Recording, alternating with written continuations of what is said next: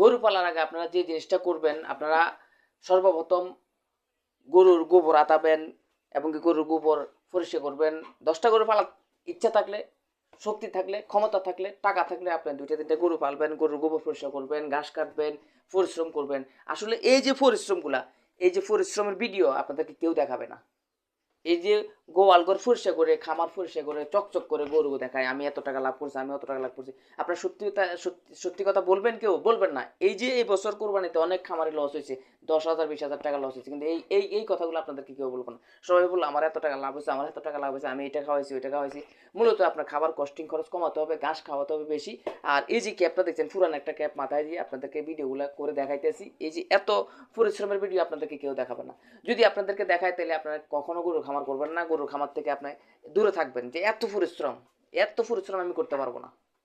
Pant shirt পরে কত সুন্দর করে গরুর সাথে দাঁড়ায়।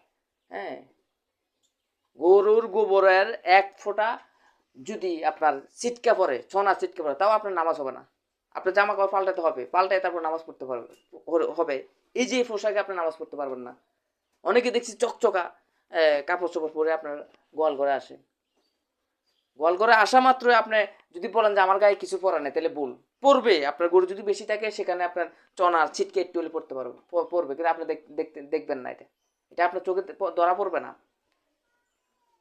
এই যে এই ভিডিওগুলা, এত কষ্টের ভিডিওগুলো যদি আপনাদেরকে দেয়, আপনারা আসলে কেউ গরু খামার করবেন না, গরু পালবেন না। এত পরিশ্রম করে কি করবো?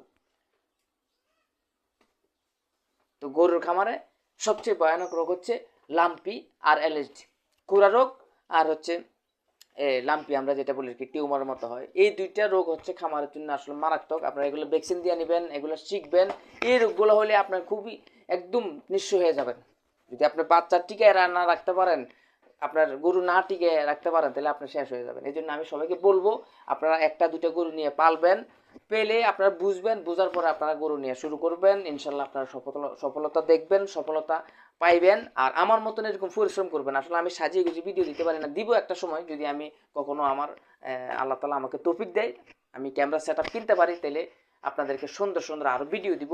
আর আমার ভিডিওগুলো যে আপনাদের ভালো লাগে, আপনারা লাইক শেয়ার কমেন্ট করে আমার পাশে থাকবেন, আমাকে অনুপ্রেরণা দিবেন, আমি যাতে আরও সুন্দর সুন্দর ভিডিও আপনাদেরকে দিতে পারি। সবাই ভালো থাকবেন, সুস্থ থাকবেন। আল্লাহ হাফেজ।